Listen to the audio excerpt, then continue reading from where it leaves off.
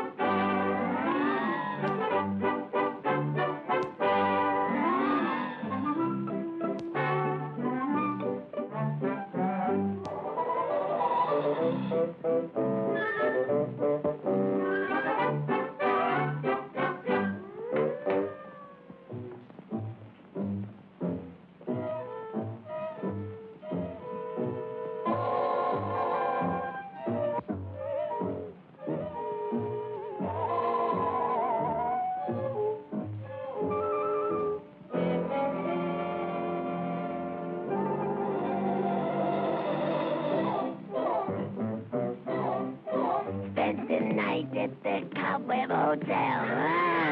You find that the service is swell.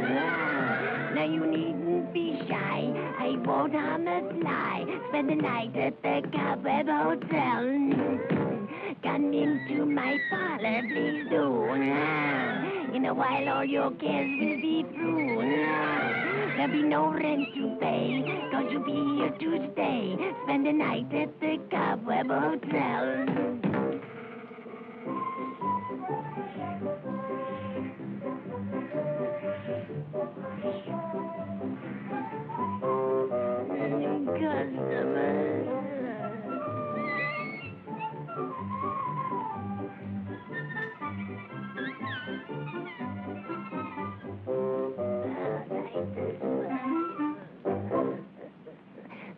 The register.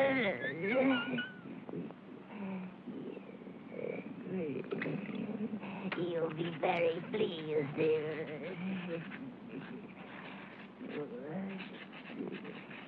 Newlyweds. Thank you. Now make yourselves at home while I prepare your room. I'll be right back.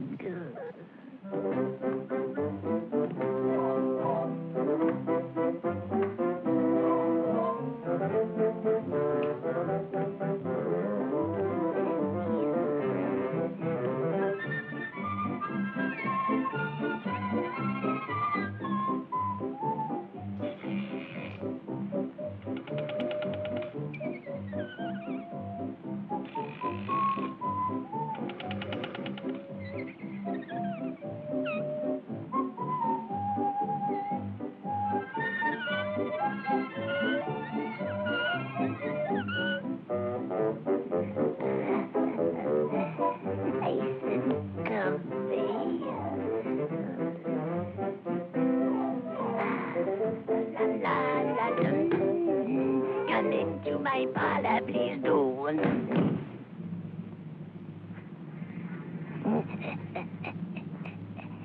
Here is your sweet.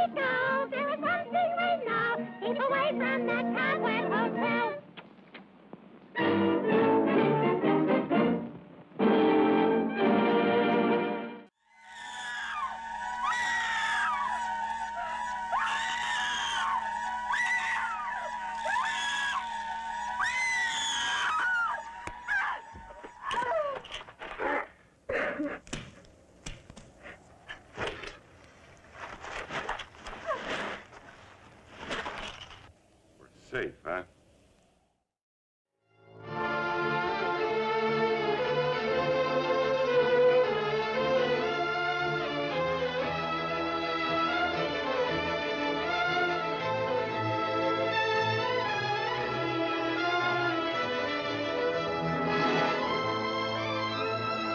The finest in underground television. April Rise by Laurie Lee. If ever I saw a blessing in the air, I see it now, in this still early day, where lemon green the vaporous morning drips wet sunlight on the powder of my eye. Blown bubble film of blue, the sky wraps round weeds of warm light whose every root and rod sputters with soapy green, while all the world sweats with a bead of summer in its bud. If ever I heard blessing, it is here, where birds in trees that shoals and shadows are splash with their hidden wings, and drops of sound break on my ears, their crests of throbbing air. Pure in the haze, the emerald sun dilates, the lips of sparrows milk the mossy stones, while by the lake a girl swims her green hand among the gathered swans. Now, as the almond trims its smoking wick, dropping small flames to light the candled grass. Now, as my low blood scales its second chance, if ever world were blessed, now it is.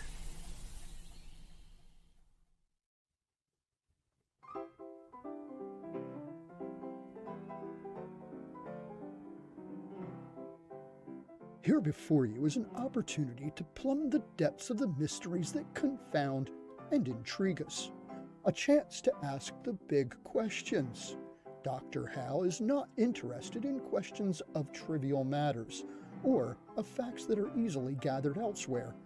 Dr. Hal seeks the questions that transcend fact. He stands before you ready to take questions that used to be brought to wise and aged sages on distant mountaintops. These questions can now be asked from the comfort of your living room. No Sherpas required. Simply direct your favorite web browser to co-fi.com/AskDrHal. You will be taken to a website where all you need do is submit your question in the provided message block and the value that you wish to place upon it, and Dr. Hal will answer your question in a way that only Dr. Hal can. Next, you will be asked for your email address. Don't worry, we never sell, share, or solicit. PayPal takes care of the rest and moves your valuable love offering from your hand to Dr. Hal. Simply enter your information and you're done. Wisdom will flow directly from Hal's lips to your ears. Links for this can also be found on the Ask Dr. Hal website at gonzotronics.net/ADH for Ask Dr. Hal. Do not let this opportunity to consult a modern-day oracle, a seer for seers, a man steeped in the arts, sciences, and esoteric studies pass you by. Now, through the very internet itself, comes to you the one and only Dr. Hal Robbins, now making house calls.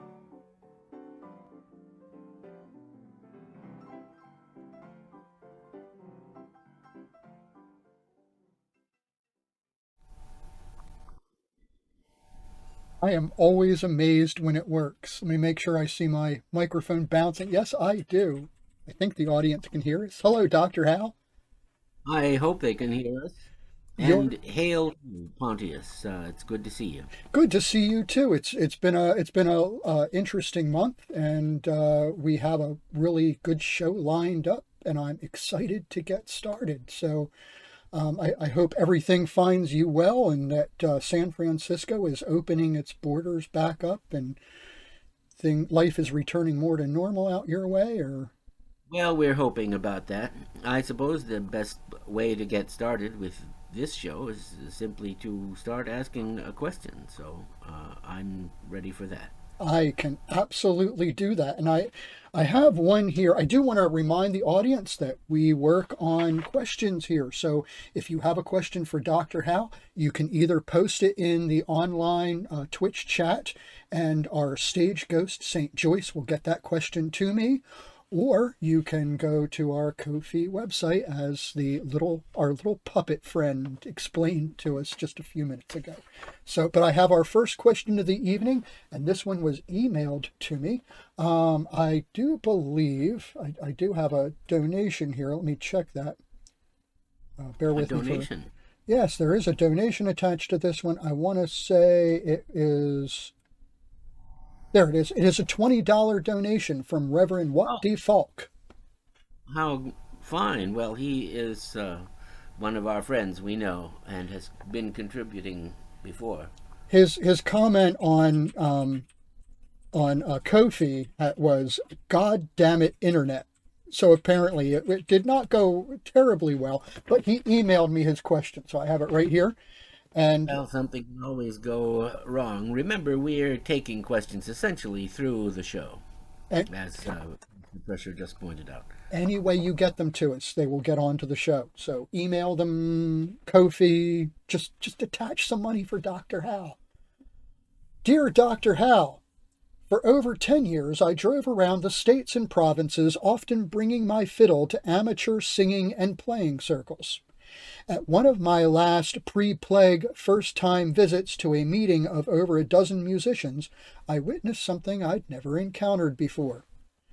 Their music was deeply troubled by a group of younger friends with guitars and mandolins who felt it was adequate to strum and count silently to themselves, blithely between chord changes. With no attention to anything like common, much less a steady pulse, they made the music resemble a lurching, shapeless blob. Others played quite well, and one had brought a bass drum to try and help focus a common beat, to no avail. Late in life, I've learned enough tact to suspect there may have been past quarrels over personal acceptance and rejection in their amateur group, and no one wanted to restart this. As I quietly left early, I saw a couple smiles of sympathetic understanding. Of course, I've seen and accepted widely varying levels of competence, but never such a large clog of rhythm deafness. Since then, I've wondered if the internet had been a significant contributor to their problem. Can the motivation to think, learn, and be aware of the real world get shriveled in those who since childhood have easily plugged into that web of information and misinformation? Or am I just a geezer shaking my fist at the clouds and yelling, "These kids today"? Well, thank you very much, Reverend Watt. The interpretation that you get from this data set is yours to make. And, of course, the kids of today are, or the ones that you mentioned, are doing it here. But they don't all do it. However, they are all internet users. But is it really right to blame the internet first and foremost? I can't help feeling that this is what one might call a trickle-down effect from the long-held toxic go-it-alone idea promoted in our version of Western society, being the independent loner, and thus prioritizing one's own needs militantly above those of others, and being the one to face down the enemy on the street of the western town, and so forth. In recent years, this seems to have gotten more out of hand, particularly, as we all know, in the political dimension. It is the lack of questioning of these and other underlying tropes which allows the problem to continue. But making music in a group is certainly a cooperative endeavor in which anyone who does not prioritize the ensemble spirit is simply sounding a sour note. Your insights are both correct, in other words, and not correct enough, since the main problem, though it partakes of the internet, underlies the way we use the internet and enact with each other today. Your question was generous, and I am going to make a small recitation here. The poem Cat by Professor Tolkien. The fat cat on the mat may seem to dream of nice mice that suffice for him and cream, but he, free may be, walks in thought unbowed, proud, where loud roared and fought his kin, lean and slim, or deep in den in the east, feasted on beasts and tender men. The giant lion with iron claw in paw and huge ruthless tooth in gory jaw. The pard, dark-starred, fleet upon feet that oft, soft, from aloft leaps on his meat, where woods loom in gloom, there wanders he, fierce and free. though tamed is he. The fat cat on the mat, kept as a pet, he does not forget. Thank you for your question.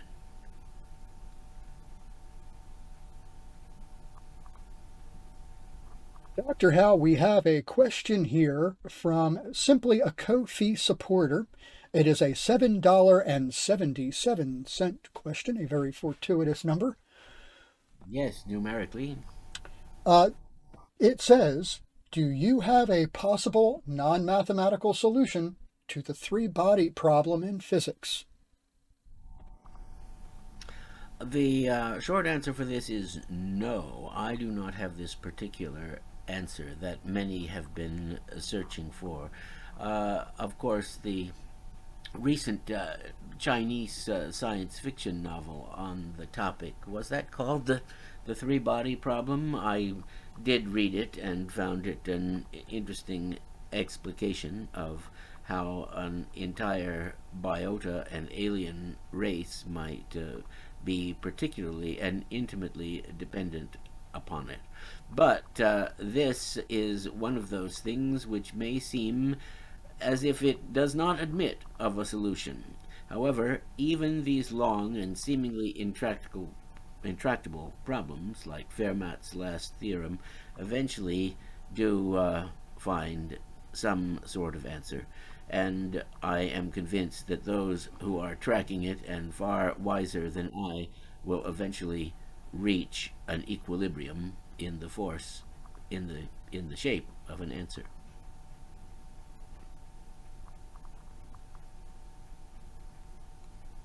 Well, Dr. Hal, I'm going to give a chance for our queue to begin to build up. I did want to remind the audience that you can enter questions to us via our chat. You can send me email. I think I can spot it from here. Or you can just simply go out to Ko-fi, which is the preferred way, and very comfortably pull out that plastic and send a little love Dr. Hal's way. And we always love for Dr. Hal to get more love. You can't have enough love. I think that.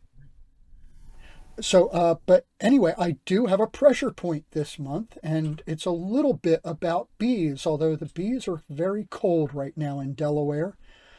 So I'll leave it for the audience to decide how much of this is actually about bees. No bees were harmed in the making of this video, and we'll be back in a few minutes.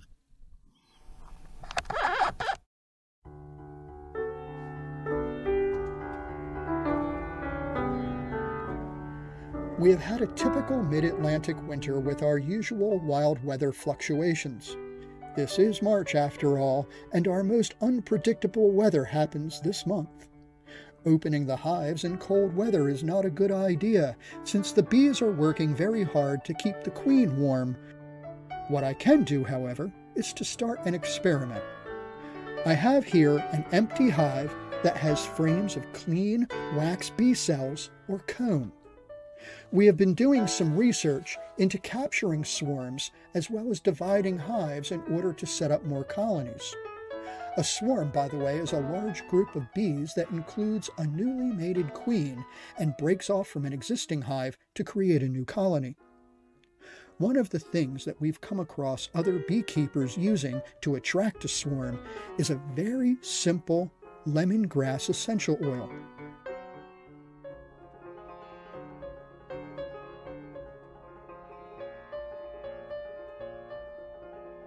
The theory here is that the scent of the oil mimics the natural smell of a swarm that is generated as soon as they move into a new home. I am combining this today with melted beeswax and making sure that it is spread across the top of the inner cover.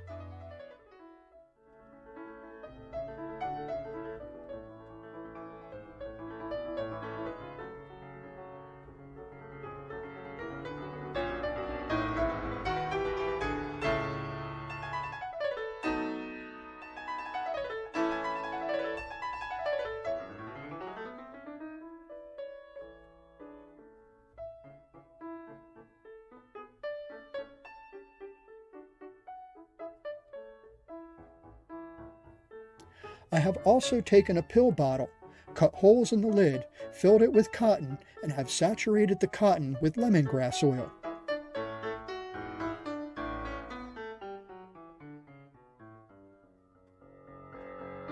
This I then place inside of the empty hive and wait to see if I get any interest from any outside bees.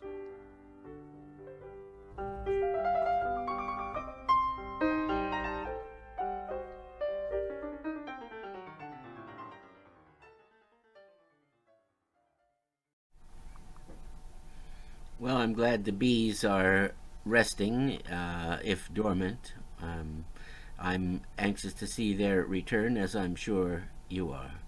We've had some really good evidence that everything is doing quite well in the hive. We've been hesitant to open it because, of course, it's still chilly here. But we've had a lot of bee activity at the entrance, and we've seen evidence of them going out and gathering pollen, even though not a lot is in bloom right now. But I think they're going out to our local Lowe's and going to their gardening department, which is only about a mile away. So we think that's where they're getting a lot of their pollen from. So, well, whatever works. yeah, sure. As long as the bees like it and as long as Lowe's isn't spraying it with anything, we're in good shape. But I have a couple more questions for you. That's good. I wasn't quite sure whether my answer was good enough on the three-body problem. That will require a mathematical solution, and that I can't provide, but I don't know if I made it at all clear. It's,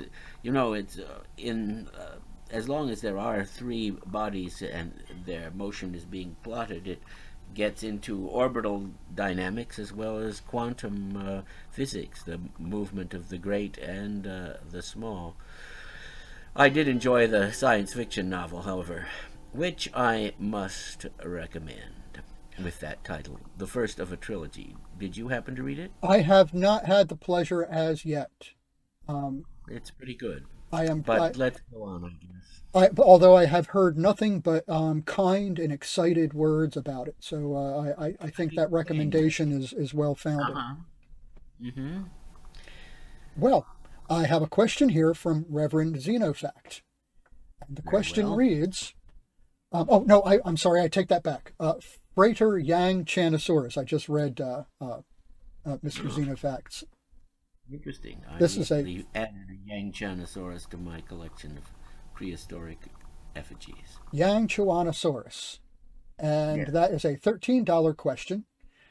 And it is, do you keep a secret, or does a secret keep you? A secret keeps you if you constantly feel inhibited about talking on any aspect of any subject which comes near the secret. One simply has to compartmentalize in one's mind that one is not going to betray it. But it is difficult because in the ordinary course of conversation one may inadvertently betray the secret, and this has happened to me. Still, I am convinced that with the proper setup in your mind, you are able to keep the fact that the secret needs not to be disclosed by any assertion or any shading of meaning that may be imputed to something you say. This is the problem with secrets. They take the spontaneity to that degree out of conversation and force us to be guarded, which is why assuming the responsibility to keep a secret is, in fact, a trust, a responsibility, and something which should not be lightly alluded to. There is no magic which says you will keep it once you declare that it is a secret, and you will do so.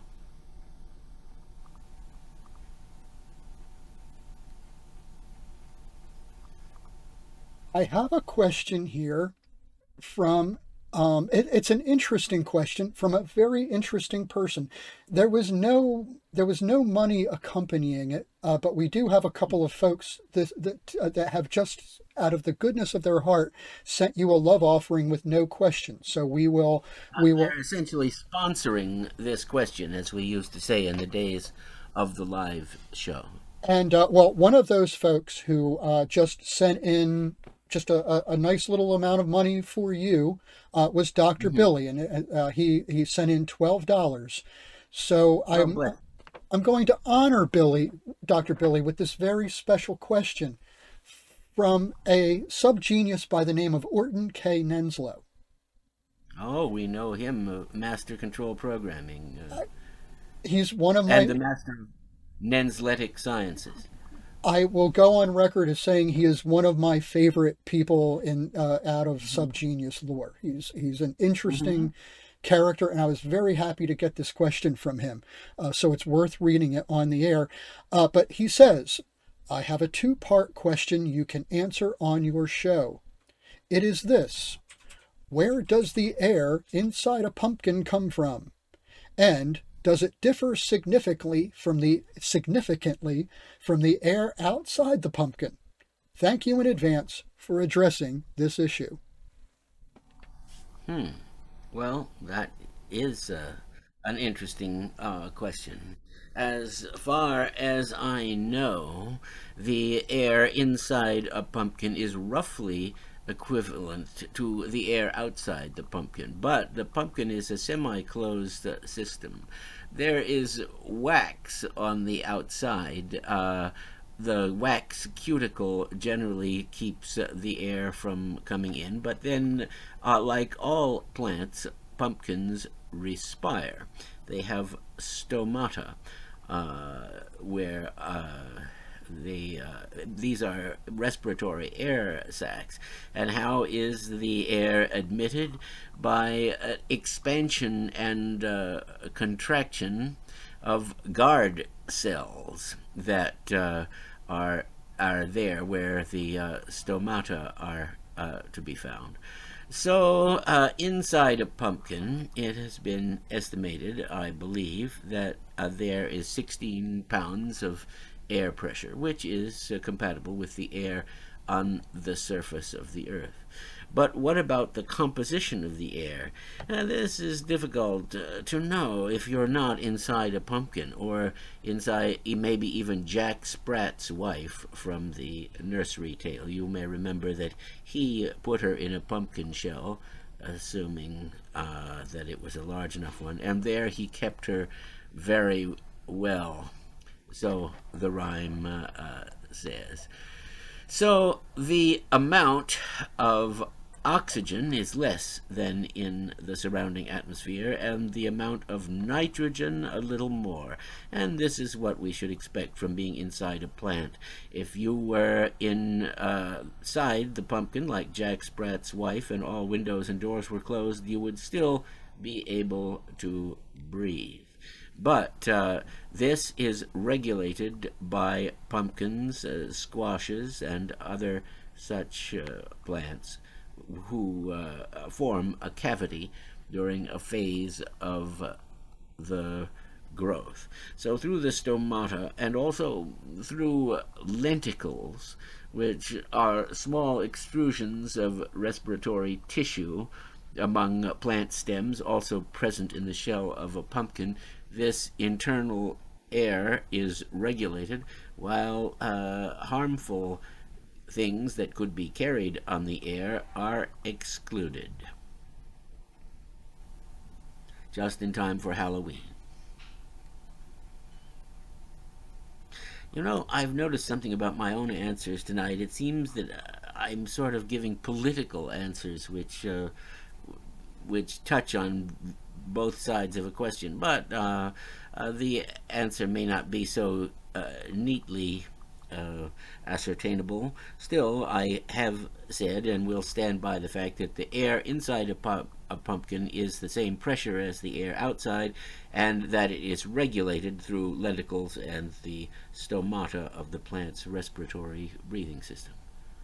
with a higher nitrogen content and a smaller oxygen content, but one which is totally compatible with the respiratory needs of animal life on the surface and plant life. You know, Nenslow once said, and I'm paraphrasing here, that pressure doesn't suck. So I've always gone with the truth of that statement. Well, that's true, and certainly pumpkins are not pressurized to a dangerous degree inside. Yet. The overall pressure may rise or fall depending on its cyclic adjustment to admitting atmosphere, but not so much as anyone need worry about an explosive pumpkin. At least I hope that is not at the head of our list of worries. Exploding pumpkins. You never know. Well, Dr. Hal, I'm going to again take this opportunity to let our question queue grow. We definitely have room in the show for some more questions. So bring it on. And but we have something coming up that we here at the Dr. Hal Show saw that it needed something. So the video that you're about to see originally started out as something that was utterly silent, and we here at the Dr. Hal Show have added what we imagined the sound effects to be. So without any further ado, here's the little piece we have for you.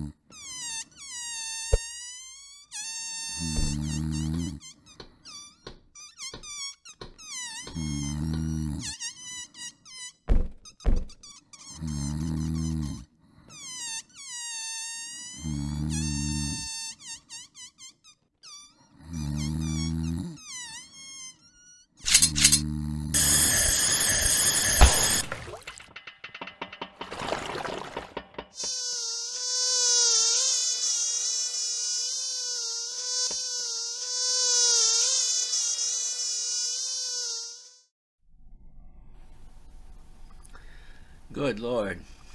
I know, it's ghastly.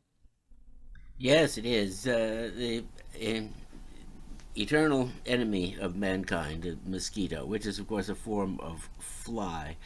Well, Winsor McCay was a great editorial cartoonist for Hearst newspapers, and before that he created Little Nemo and Slumberland and The Dreams of the Rabbit Fiend, and also early examples of animation, of which that is one.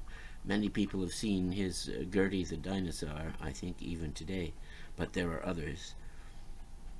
Great job with the sound effects. Thank you. And we've discovered, or we here at House Pressure have discovered just this wonderful treasure trove of all this silent film stuff that's out there that is brilliant and creative and innovative, certainly in its time. Magnificent stuff. So it's a wonderful thing to discover this period in my life. I wanted to mention too, we showed that video to our granddaughter, who was both horrified and amused. So I think she's developing the proper mindset for.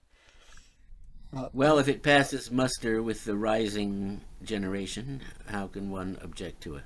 Yeah, there's something about that proboscis just penetrating all the way into somebody's skull. It's truly devilish and awful. So anyway, we do have a very nice statement here from Chelaghetti or Chelaghetti. I'm not sure how to pronounce it. It's Chellegti.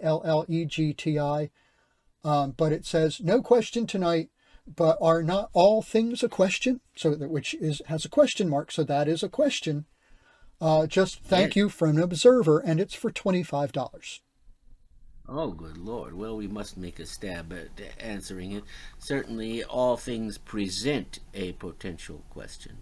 The question of why and wherefore, which are the same, why something should be the way it is, and how it came to be like that. But these questions are not idle, and in fact, the mind on a subconscious level constantly asks them and then synthesizes them, all below the attention of the point of consciousness, which we may think of as the ego. The subconscious mind does much work for us, of which we are not aware. But it does pose questions and then answer them in its own way.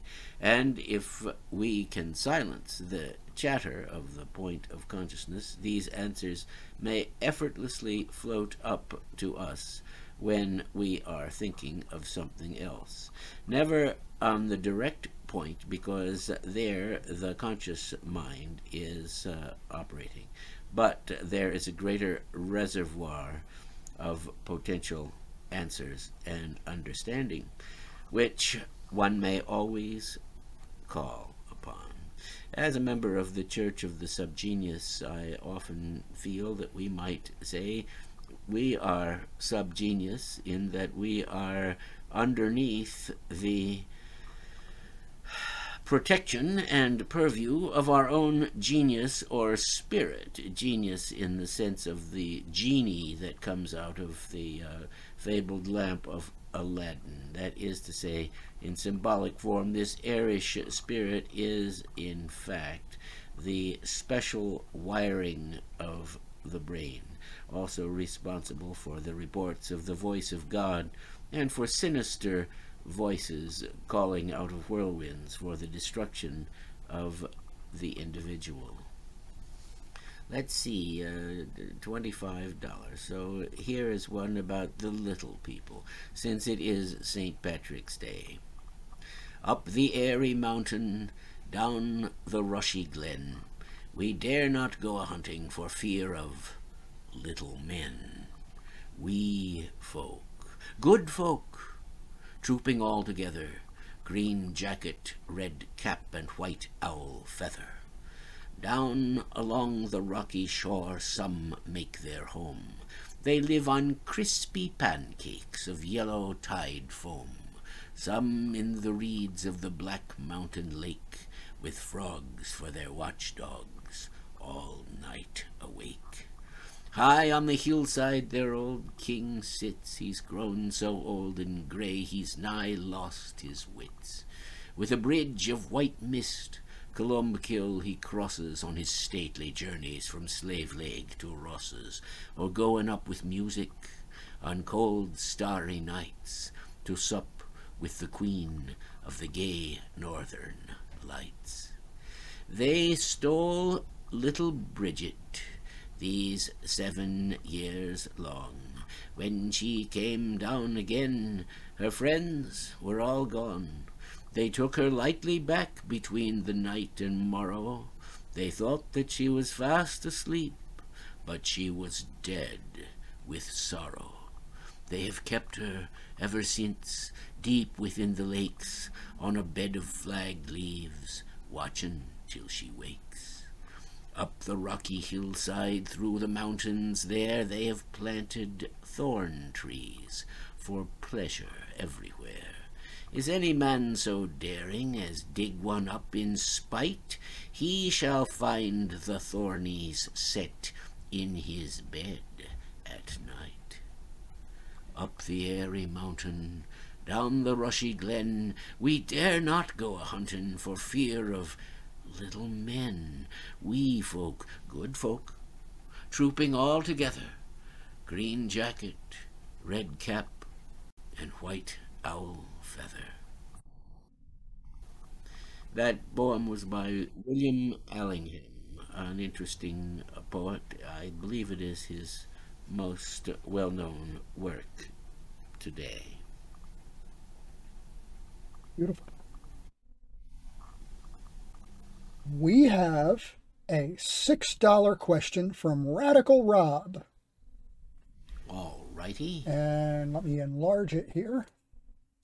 It says, Yes. I have oft heard reference to a substance, the name of which sounds to me like Habafrop Zippalops. How does one spell the name of said substance, and have you ever been in close enough proximity to the billowing pipe to discern just how badly it stinks? No, well, why should one say it stinks? There are people who think that the most pleasant odors are a stench. For them there is no redemption. But this substance, Habafrop Zippalops, is sacred to subgeniuses.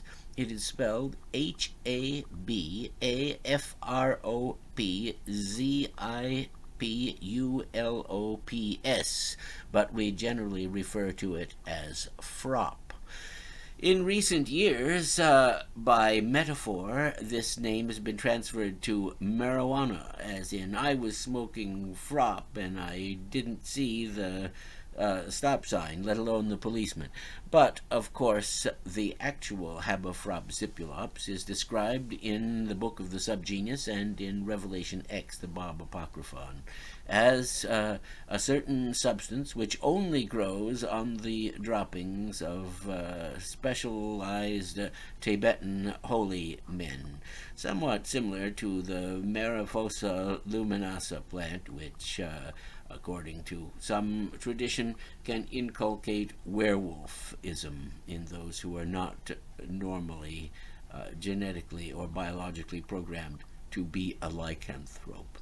But this is, of course, a matter of legend and lore, and Habafrop zipulops is rare and difficult to obtain, just as the proper essences, beginnings, endings, and levels of behavior outlined for subgeniuses are equally difficult to obtain and may not be obtained without a certain amount of dedication and effort.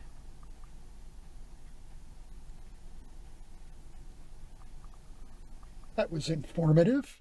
It was stuff even I haven't heard over all these years that I've been hearing those sorts of things. Well, I've heard of yes, I've heard of Habafrapalapis, but your explanations were yes, thank you, frop, good old frop. Yes. But yes, your allusion to it being a synonym for marijuana, and your description of that. People say that it's a metaphor. You know, it is an exotic smoking substance, but there are more than one exotic smoking substances. Quite so. Well, Dr. Hal, I have our first monster movie moment coming up. And yes, you see, I mentioned werewolves, and so up comes the monster movie moment. But we think that monster movies, this is also part of being a subgenius, are bull dada and contain valuable insights into our lives and destinies. So I hope to find that in this monster movie moment. I will mention too that there is a little piece that follows that I'll mention once we play it. But in any event, coming right up.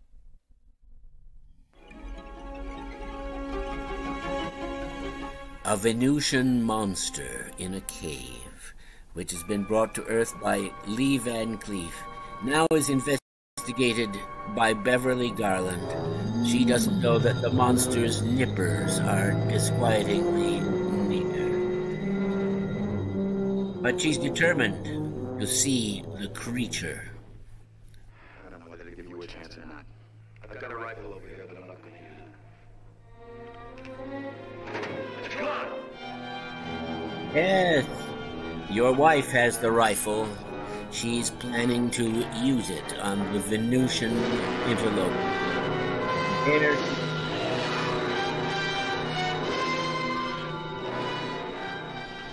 What do you think of this guy? You're ugly. Horrible. Well, to him, maybe you're the monster. Try your intellect on me.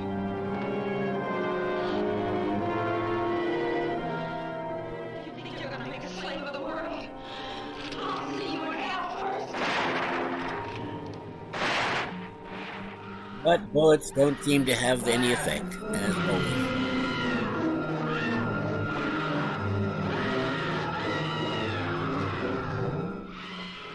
Too badly, your wife has undergone a horrible death. Right down into your heart. Are you going to fight it? Are you going to help me destroy it? Well, maybe so. This time, I guess so. Take care of them, I'll go to the cave. You haven't got a gun. I'll find something. Yes, you can always buy a gun in America.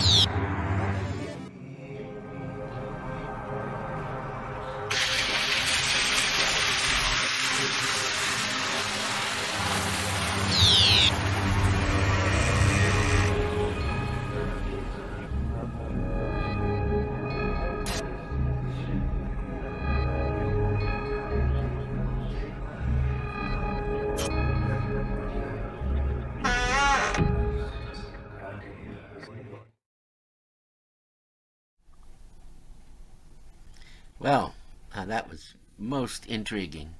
And I suppose we shouldn't count out the possibility of Venusian life now that Earth spectrometry has recognized the elements of life signs in the Venusian atmosphere. Of course, the planet is an overheated hell, but we've also managed to scan it for the continents, and there are some elevations that are higher than others. Perhaps in these the Venusians are to be found, eh? I did want to mention, too, that the video that you saw at the end of that was from our good friend Reverend J. Cobblestone, and that was sent to us in response for our call for materials, which you'll be hearing a little bit more about later in the show. Well, it's true that we welcome all contributions, and sometimes they are quite elegant, like that one. And sometimes we want to share them just like that, because they're really cool stuff. But I have a question here for $15 from Reverend J. Cobblestone. And that question, let me see, it's a little on the long side. Let me bring it up. I recently heard an interesting interpretation of one of the more complex tarot cards of the major arcana, the Wheel of Fortune. Do you have any thoughts on this particular selection? I have no doubt you could render an exquisite version of your own. Well, thank you for your confidence in me for doing that. Actually, I was supposed to create a tarot card for a show, but I am so overwhelmed with work of my own, I don't know if that's going to be ready. But the Wheel of Fortune is indeed to be found in the major arcana, and it was well known in the Middle Ages and referred to. Also, Boethius, the famous philosopher who wrote The Consolation of Philosophy, also referred to it. The idea based on the wheel is simple. It goes around and around, and sometimes you're at the top and sometimes you're at the bottom. The cyclic nature of experience is thus described by it. And the Wheel of Fortune is most explicitly shown, I think, in the Arthur Waite deck, tarot deck that we're accustomed to use. I'm not so certain about the Tarot of Marseille, and of course I have nothing at all to do with vampire tarot and other nonsensical creations. But Fortune's wheel does not revolve any faster in our time than it did in the Middle Ages. An interesting thing is, though, that the Waite deck attempts to be prophetic in several of its depictions, particularly in the major arcana.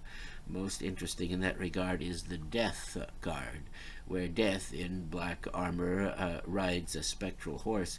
In the background, a woman and child are seen rising from their chains, the whole thing suggesting, it has been said, that as the Piscean age ends and the Aquarian age continues, women and children will not be under the heel, but more of the masters than they have been up to now.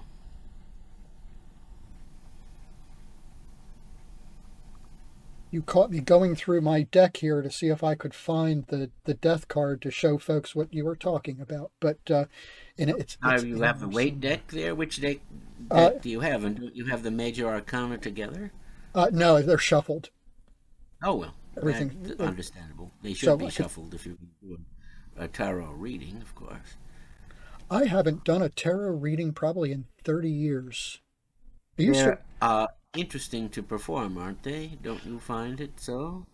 Like the Chinese yarrow stalks, there is actual divinatory power in them just from the images and the way they are presented. In my world, my ability to generate BS can be totally astounding and frightening to the point I try not to practice it. Well, the thing about the picture is the picture suggests an image, and the image suggests the answer, once again to the inner being, not the point of ego and immediate interaction.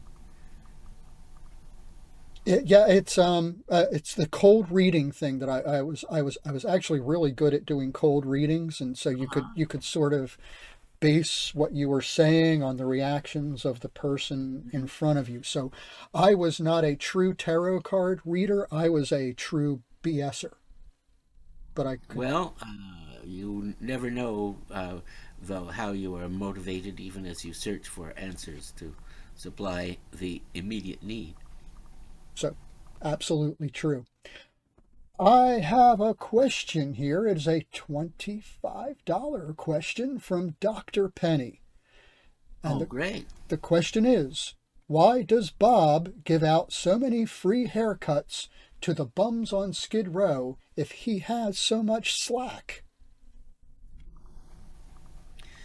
Well, Dr. Penny, one mustn't suppose that Bob loses slack by dispensing haircuts to the bums or doing anything else.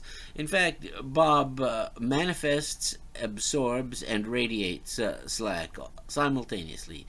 He is the epicenter of slack.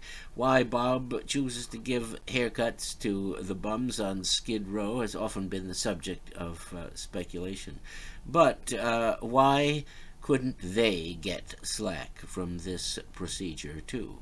They also require attention and self-maintenance, and if the angst of their lives is too great, then perhaps they need help, which can come from an unusual, uncommon direction, in this case from the epopt of the Church of the Subgenius, J.R. Bob Dobbs himself.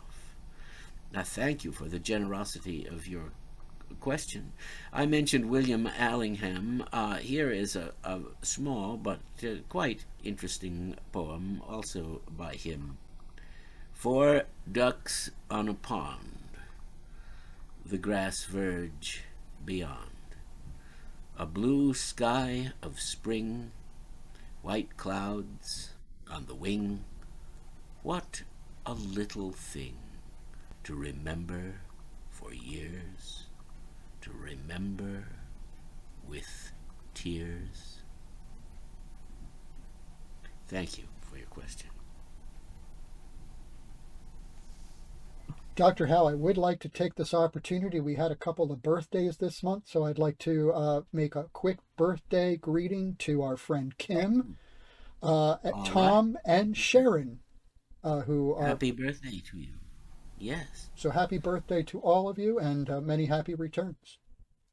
Felicitations on your natal days. So we do have our first musical guest tonight, our friends Eric McFadden and Robin Coomer, performing a live piece. Well, videotape for us, but they performed this live, and I have to say, the two of them together, oh my goodness, what fire. They're marvelous, and I believe this was at the Ivy Room, a place where I myself have performed. I'm familiar with the stage that they performed it on. Let's see that.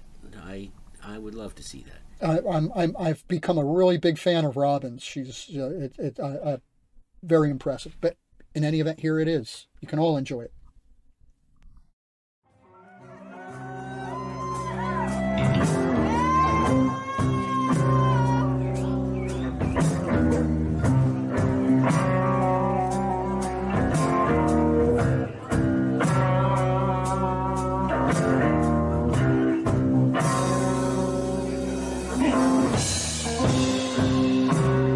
Yesterday when all this started, we were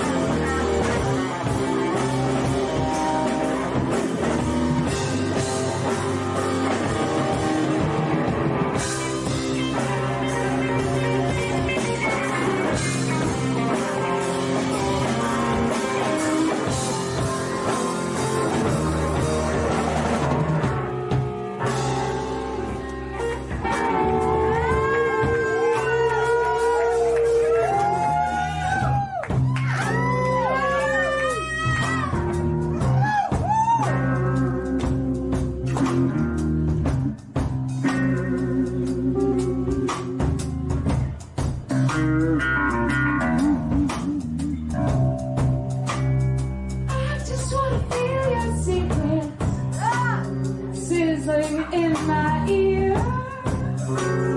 I just want to smell the future when I hold you near. I just want to make your cue card spin out of control.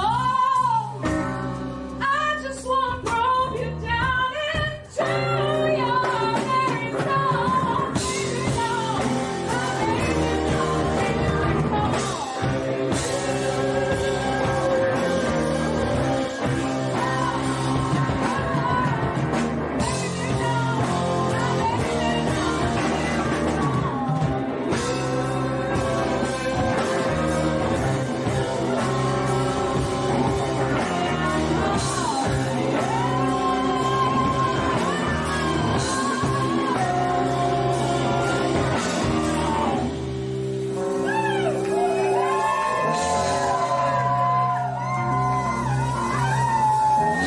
Baby, no,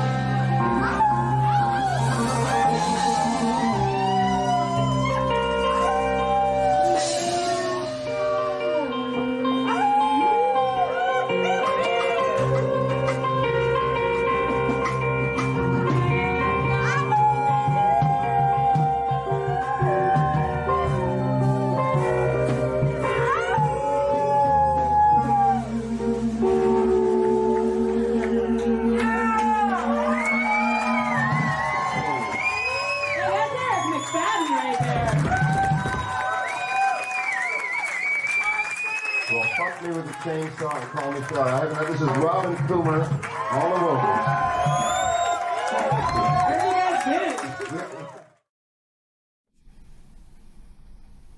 No, that was great. Yeah.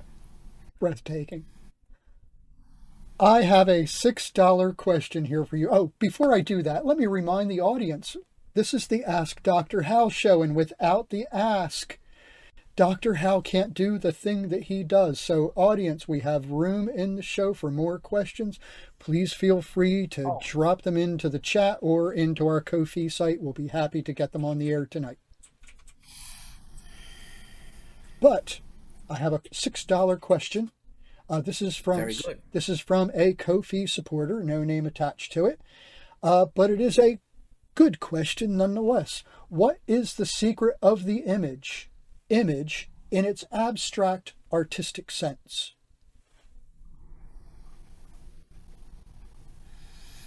Well,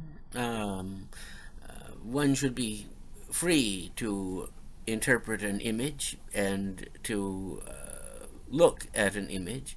Today, people are somewhat hesitant to do that. Once again, this is a problem which results from the unwillingness to give of one's self, which is a necessary part of appreciating art. And an image, I assume, is one that is artistically generated, but it could be a photograph or something else. What one brings to it is the secret, and how one responds to it.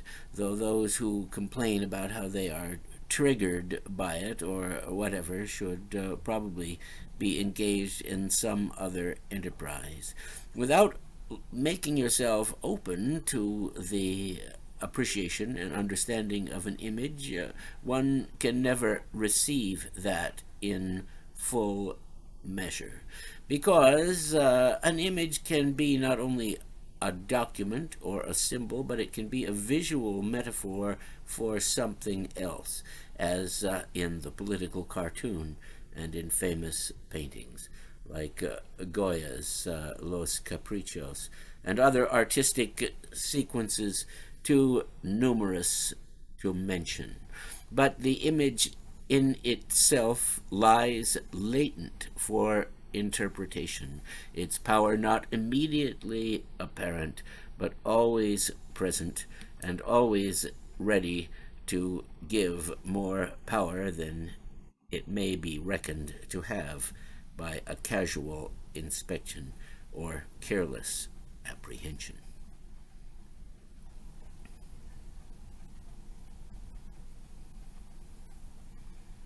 Well, Dr. Hal, I'm going to give a chance for our queue to build up. Audience, we do have time for more questions in the show tonight, and we will definitely get Maybe answers. we're boring the hell out of him tonight. You never know.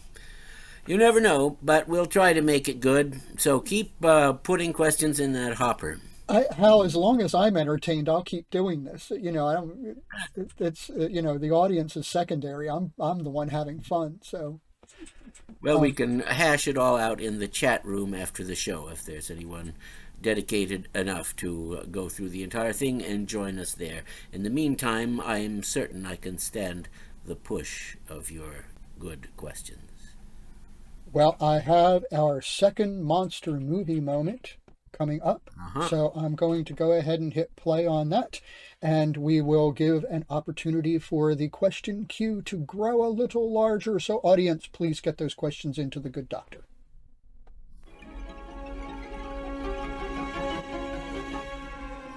Kaltiki, the immortal monster.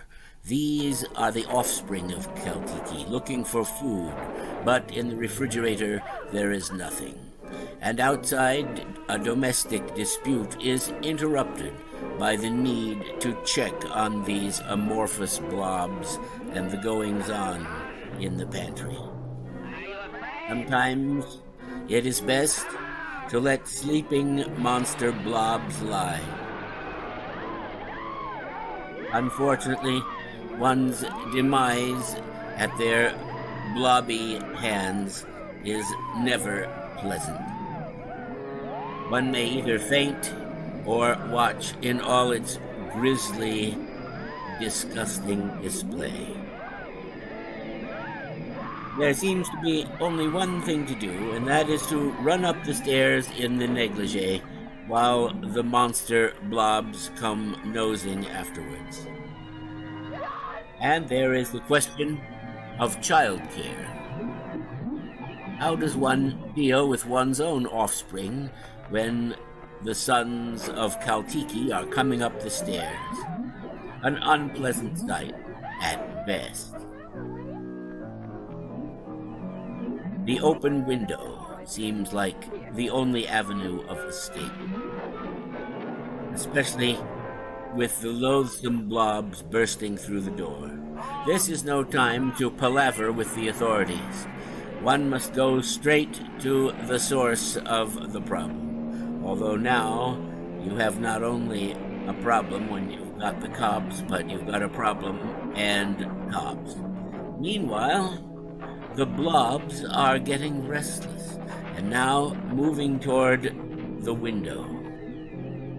Outside, on a narrow ledge of shifting Mediterranean tiles, our heroine carries the unresponsive child to what she hopes is a safe haven from these protoplasmic monstrosities.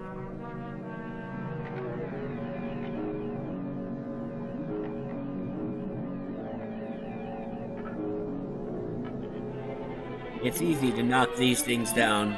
Just ask Charlton Heston.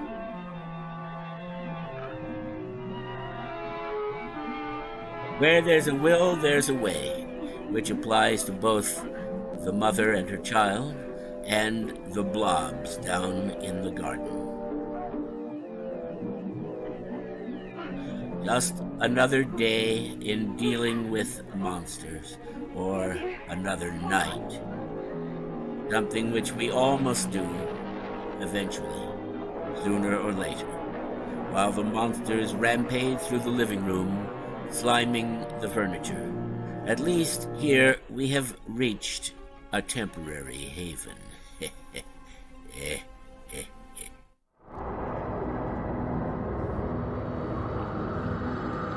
He giveth life to the image of the beast, that he might warn thee of its coming. But the first beast, the false prophet, shall make witness and testify against him, and thou shalt laugh and throw coins to him, and bow to the image in mockery, while bowing to the beast itself, without that thou knowest even that it is he.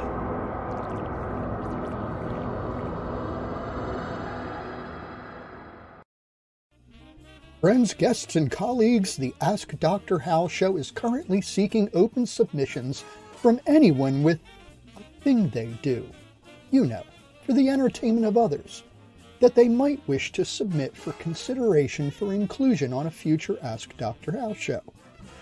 If you have a talent that you wish to share, consider sending it to us. We seek a wide range of eclectic materials. If your submission meets our criteria for audience satisfaction, we will use it on an upcoming show. We take great pleasure in showcasing performers who have that certain something. Please make arrangements to get pre-recorded video to us by dropping me an email at pressure@gonzotronics.net. Thank you from all of us at the Ask Dr. Hal show.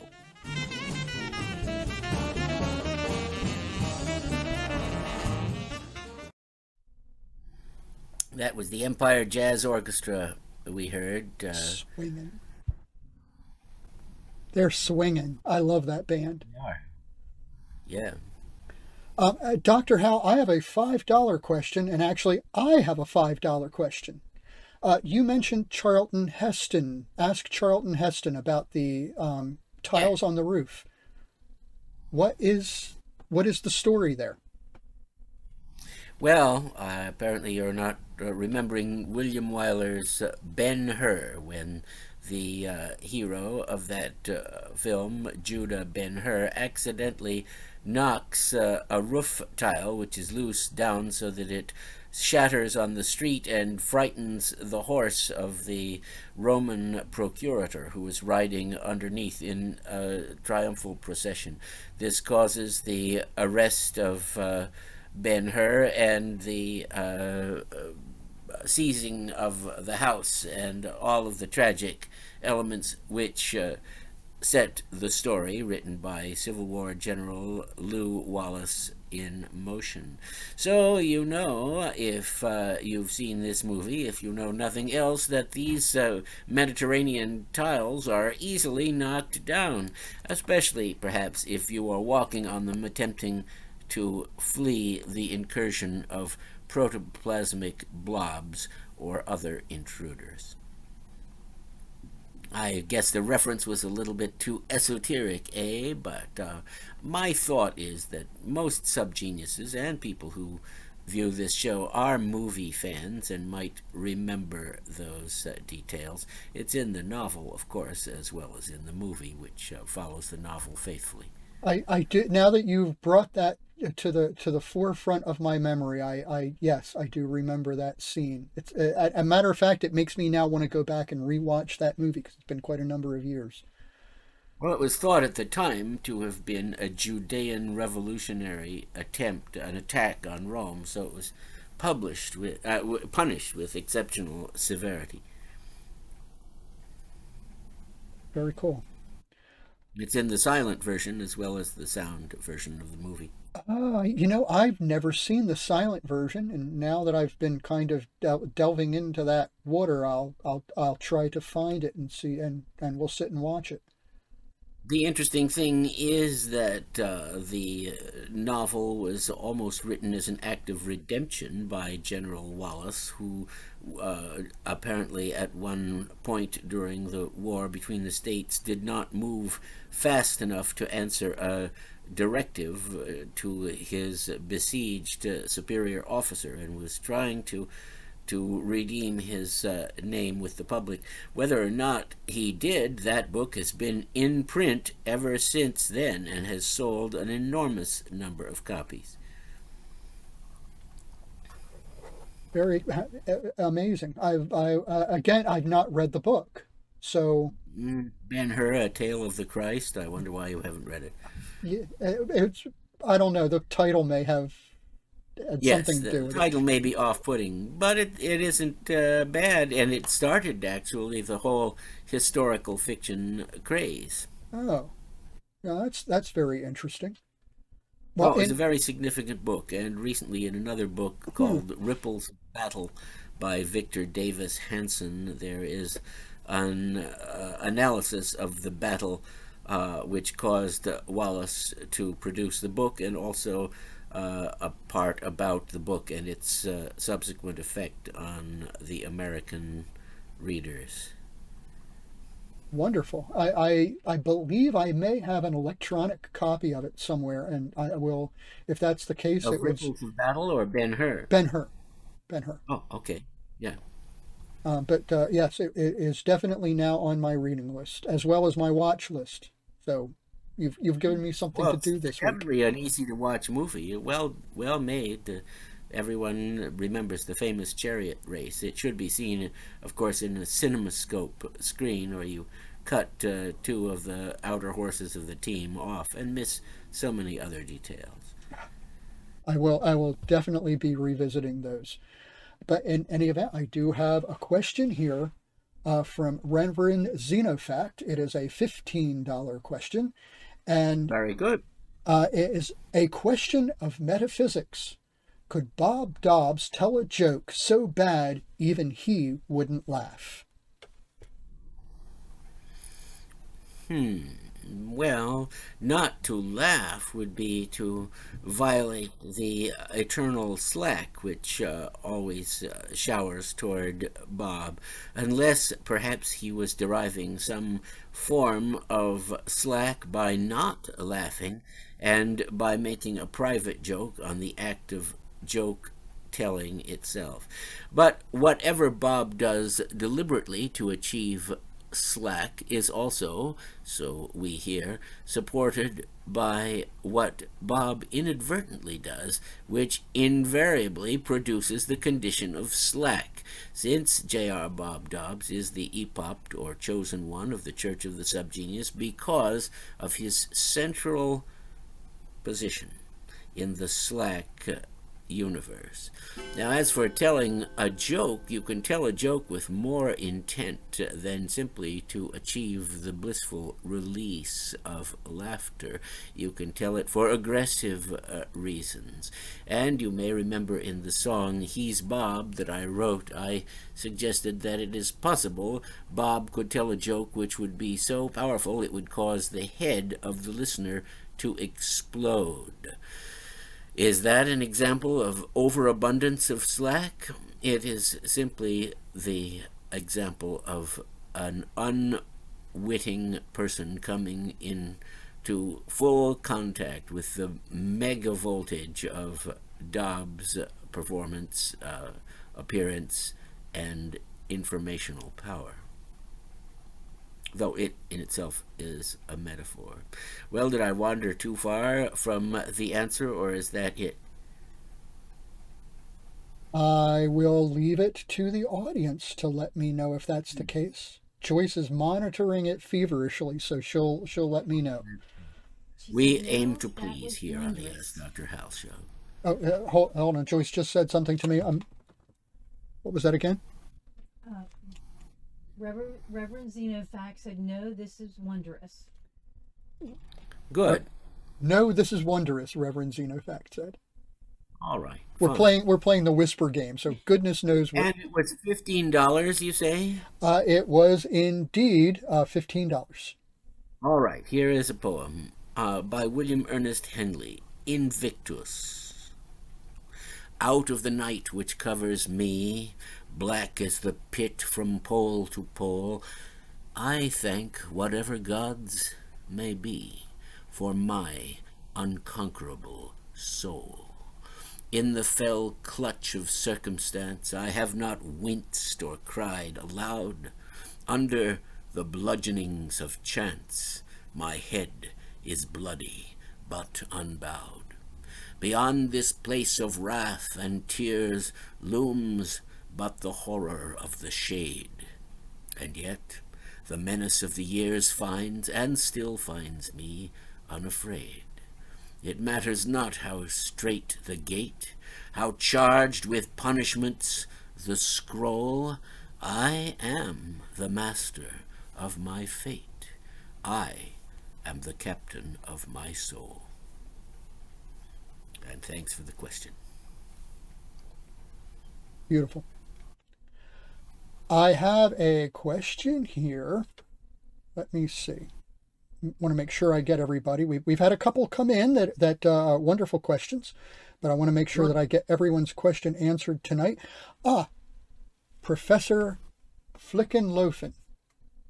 Uh-huh. This is a $3 question, and it is, Dear Dr. Hal, I know it is no coincidence that you are doing this show tonight on my birthday. Happy birthday, Dr. Flickenlofen. Professor Flickenlofen, sorry. I'm feeling the love. May I request a poem for my completion of 71 revolutions around the sun? Let's see, a poem for 71 years. You know, it's curious that you should say that, since I myself have made those 71 journeys as of last November late. So, what can one say? Well, here is a poem by Shelley called Tonight. That is not tonight, but to-night. The poem is to the night as opposed to the day. Swiftly walk o'er the western waves, spirit of night, out of the mystic eastern cave, where all the long and lone daylight thou wovest dreams of joy and fear, making it terrible and dear. Swift be thy flight. Wrap thy form in a mantle grey, star inwrought. Bind with thy hair the eye of day. Kiss her till she be wearied out. Then wander o'er city and sea and land, touching all with thine opiate wand. When I arose and saw the dawn, I sighed for thee. When day rode high and the dews were gone, and noon lay heavy on flower and tree, and the weary day turned to his rest, lingering like an unloved guest, I sighed for thee. Thy brother Death came to me and sighed, Wouldst thou me, my sweet child, sleep?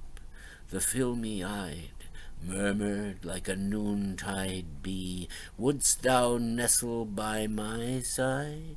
Wouldst thou me? And I replied, No, not thee.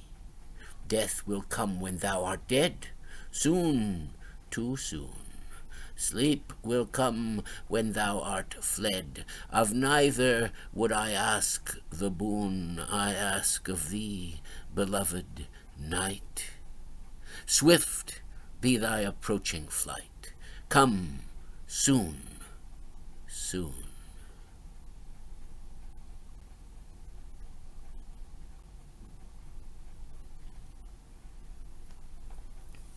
And happy birthday.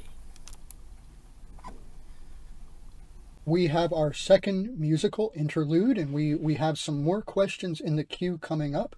But I would like to play this next music video. It's really good stuff from our friend Maruga Booker. Audience, we do still have room for questions, so please feel free to send them in.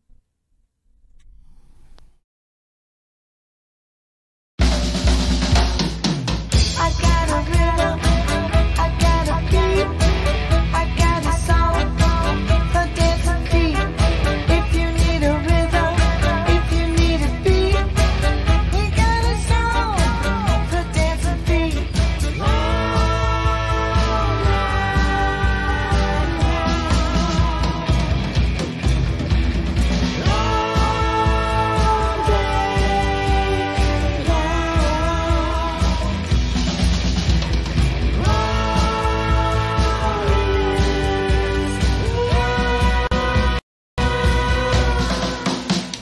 Welcome everybody to this magical place to see. A land of moving bodies, a place for dancing feet. So if you're ready for a party, go ahead and let it free. And if you're looking for a good time, come along and follow me. Put your right foot forward and your left foot back. Put a wiggle in your booty, hands up, make it clap. Now shake it on down, save it out and turn around. And if you get it groovy while you're step it on back. And that's where we at. A matter of fact, it's so easy, even you can be free. Grab your friends by the hand, lead them on the dancing beat now. Put your left foot forward and your right foot back. Go ahead and get it funky, don't forget about the clap. Get those dancing feet moving while the cosmos let it groove. Now you get it like that.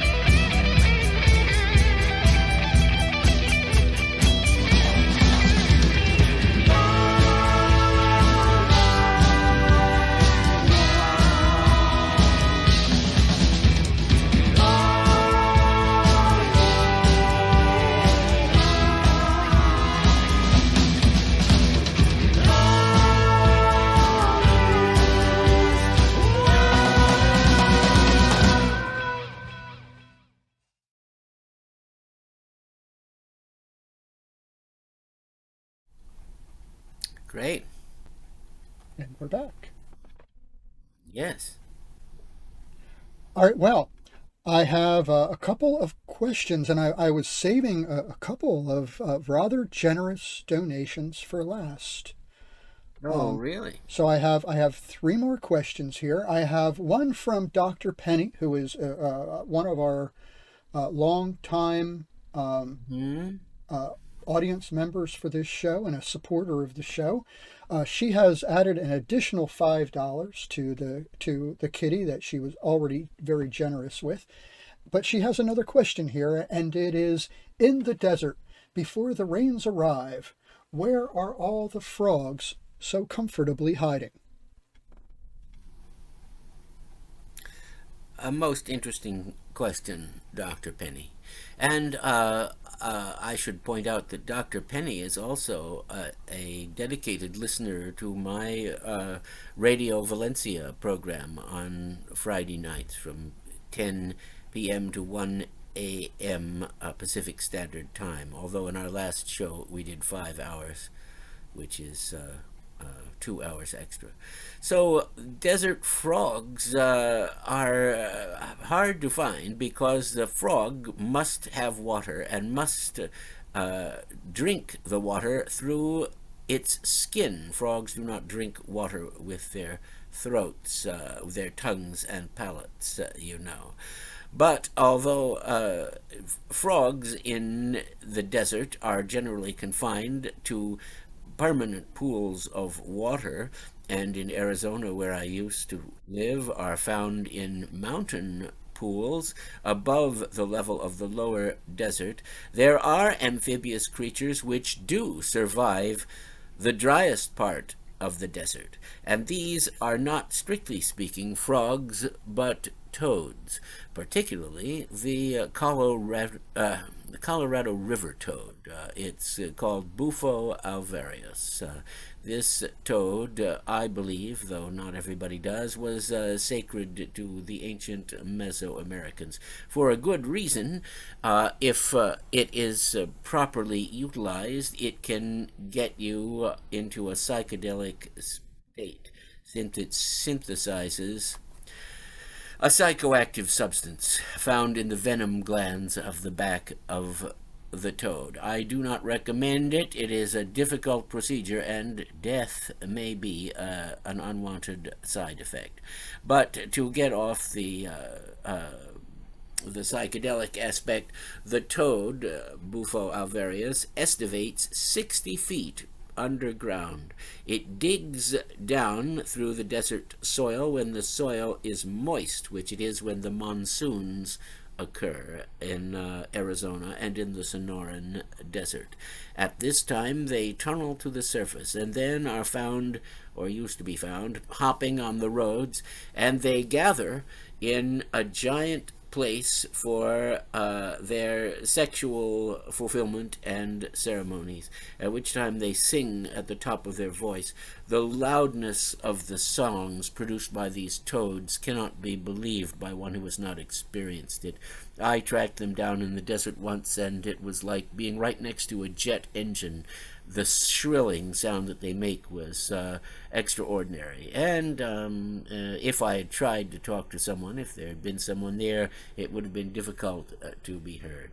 So, at least as far as the Colorado River toad, which is not a frog, is concerned, it is possible to outlast the heat and dryness of the desert simply by having a life cycle that prioritizes the aquatic benefit of the monsoons, which in the Sonora Desert can be incredible downpours of devastating power that can carve new channels, new arroyos in the desert, and which, it's reported in the newspaper every year, swept some unwary people away to their doom, since they happened to be standing in a dry wash, not realizing the flood was coming at them down the wash.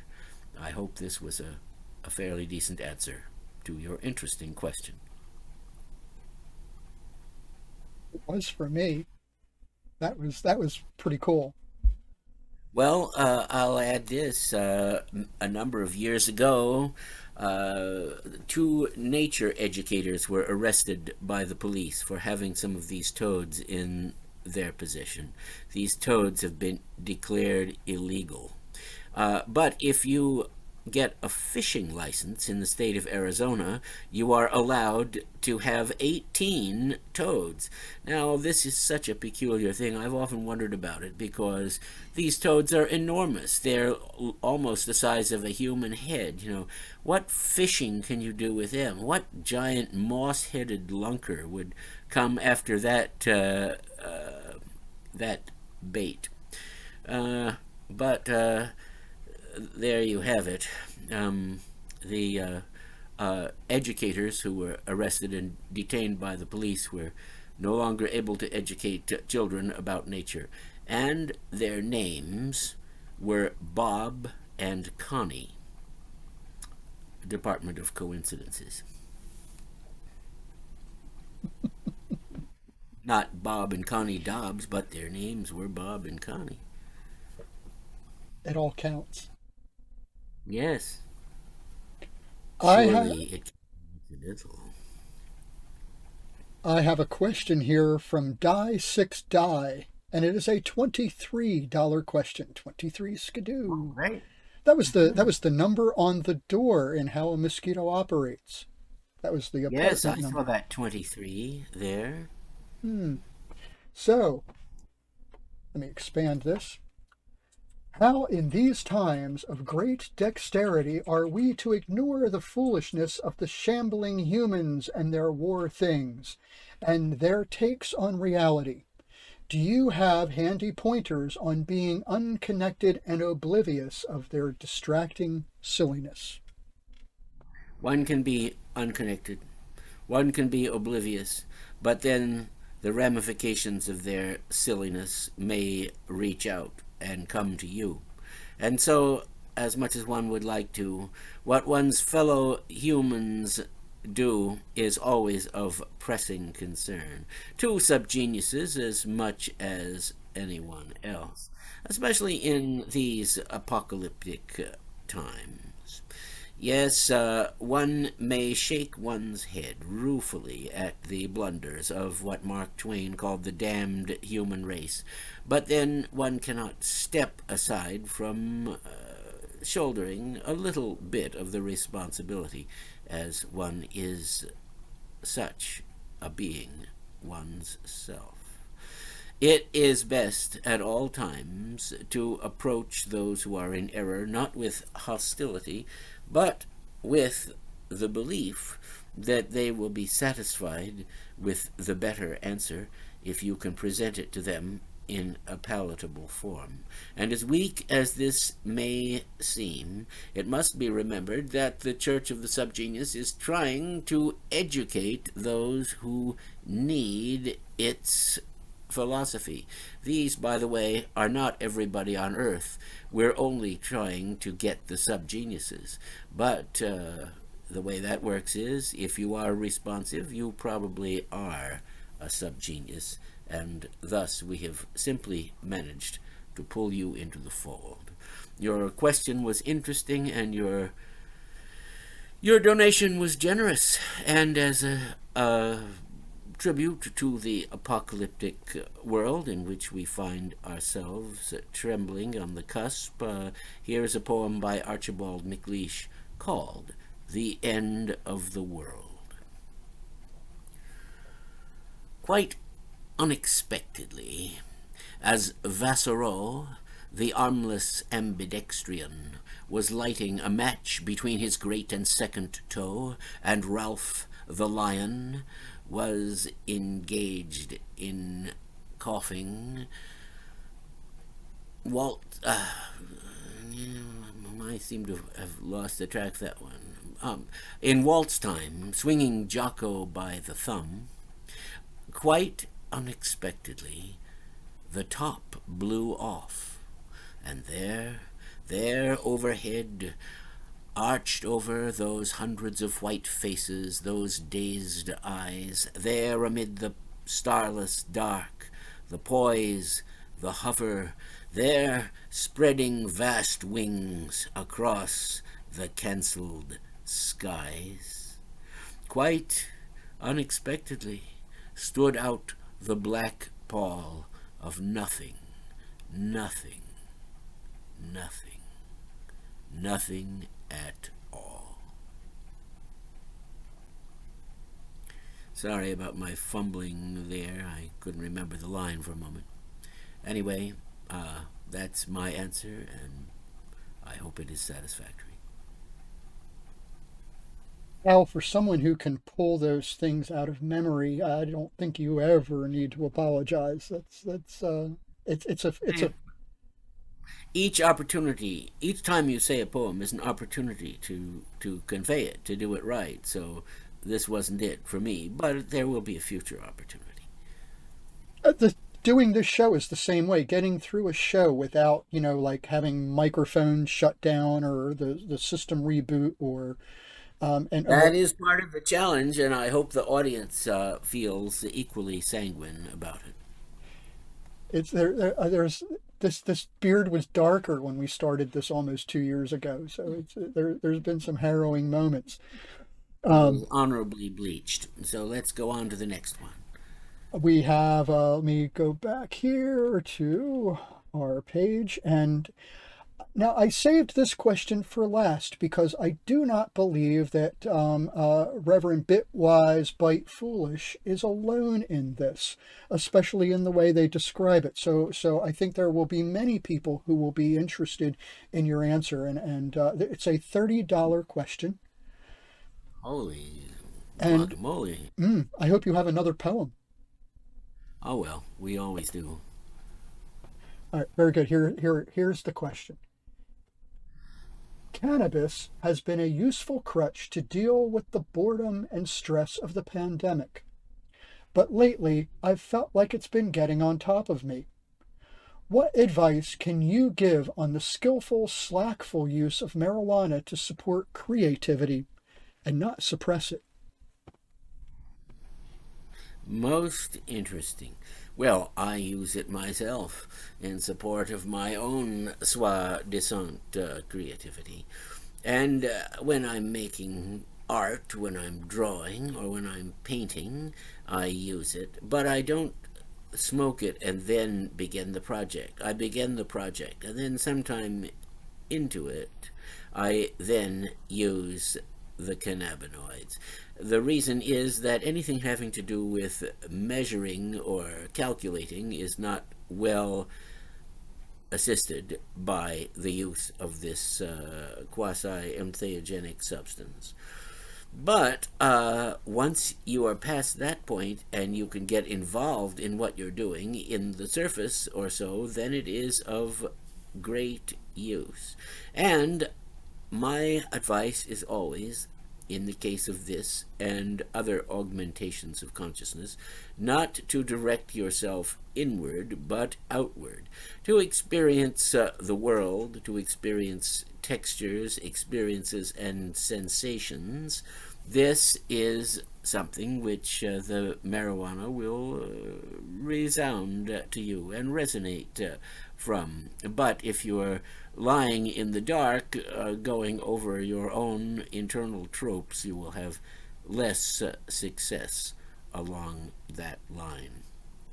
Marijuana may seem to be a modern problem, a modern thing, but it has been part of the pharmacopoeia going back into unrecorded time, and it was used by the medieval witches in their potions as well as by others. It was the metaphysical tobacco mentioned in Renaissance songs, and there's no doubt that it was used by Thomas Jefferson and George Washington, who wrote themselves letters about trying what they called bang, B-A-N-G, which is generally written today B-H-A-N-G. There's a book about this and other substances, and this book is a small book. Perhaps you're familiar with the Golden Nature Guides by Dr. Herbert S. Zim, or is it F. Zim? These little books of trees, flowers, seashores, there's one on weeds, stars, fishes, reptiles, birds, mammals, all small and portable, all well illustrated, all full of scientific information, and all but one easy to get. But that one has been suppressed by the powers that be, and that is the Golden Nature Guide to Mushrooms and Hallucinogenic Plants. I recommend looking for this. Sometimes it pops up in a bookstore. In that case, I would say, get it. You'll be glad that you have it. How much did you say this was in the cost department? It was a $30 question, Dr. Hal. $30, Jiminy Christmas. Okay, here is another one by McLeish. Maybe I can do this one better than I did the last one. Ars Poetica.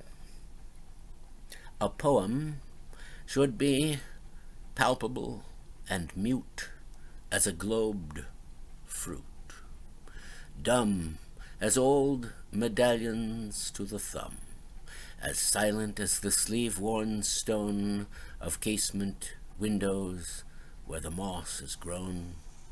A poem should be silent as a flight of birds. A poem should be motionless in time as the moon climbs, leaving as the winter leaves, memory by memory, the mind. A poem should be motionless in time as the moon climbs. A poem should be equal to, not true. For all the history of grief, an empty doorway or a maple leaf, for love, the leaning grasses, or two lights above the sea, a poem should not mean, but be. Thank you very much. Very nice. Well, Dr. Hal, I've shaken the queue, and there doesn't appear to be any more questions in it. But there's always that possibility that I've missed something somewhere. So if I did miss a question by some stretch of the imagination, please do not fret. We always make good on our readings of those, and we will be sure to get to it in the future, and probably with some added bonuses. So Yes, write to us, and if you feel your question is neglected, say so. But if you send us a question, it will be answered in the fullness of time. This we guarantee. Likely you will receive the answer when you needed it the most. See how that works out? Well, Dr. Hal, we had some minor technical difficulties with our closing sequence that we are going to use this month. So I'd like to take this opportunity first to thank Reverend J. Cobblestone for the wonderful videos that he sent us in response to our call for materials, which I want to make sure. Please, if you do something that you think an audience might like to see, we'd like to see it so we can show the audience. See how that works out, and there can be some very special things that happen because of that. One of those, and reinforcing. Reverend Cobblestone, is a thank you. And by the way, we will be showing that video in a future episode, so don't think we've forgotten it. It's just minor technical difficulties, but you will be getting one of our mugs as a thank you for submitting those materials. See what happens? How about that? You can drink a hot beverage, or indeed a cold or lukewarm beverage, out of one of our special Ask Dr. Hal mugs, which contain the lettering that I designed for our posters. The outer space lettering inside the words Ask Dr. Hal, and the internet address of our website, which leads you to this show, the Gonzotronics web address. So thank you, Reverend Cobblestone. Please make sure you get me your address so we can get one of these in the mail to you. Thank you. See, there are prizes still being awarded on the Dr. Hal show. It's quid pro quo. Well, you never know what will happen or who will deserve one. So, and there you have it. So if we haven't gotten to you yet, now you know your path to cupdom.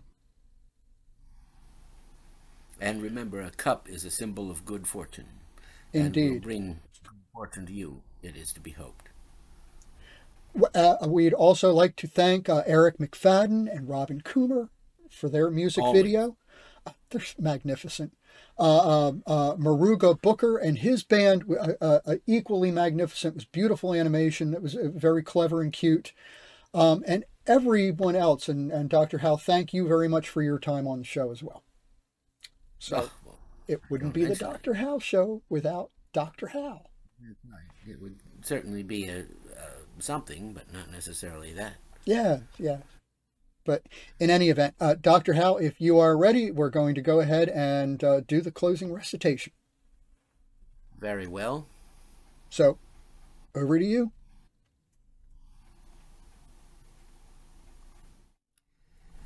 The gas was on in the Institute. A flare was open the gym. A man was running a railway line. A lass was singing a hymn when Captain Webb, the Dolly man, Captain Webb from Dolly, came swimming along in the old canal that carries the bricks to Lawley. Swimming along, swimming along, swimming along from Severn, swimming along to Dolly Bank, while on his way to heaven.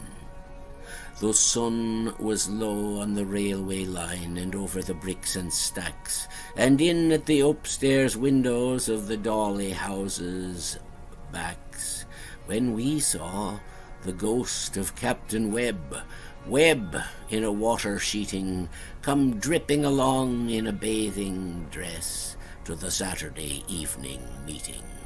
Dripping along to the Congregational Hall. Dripping and still he rose over the sill and faded away in a wall. There wasn't a man in Oaken Gate who hadn't got hold of the tale, and over the valley by Iron Bridge and round by Colebrook Dale, how Captain Webb, the Dolly man, Captain Webb from Dolly rose rigid and dead from the old canal that carries the bricks to Lolly. Rigid and dead to the Saturday congregation, paying a call at Dolly Bank on his way to his destination.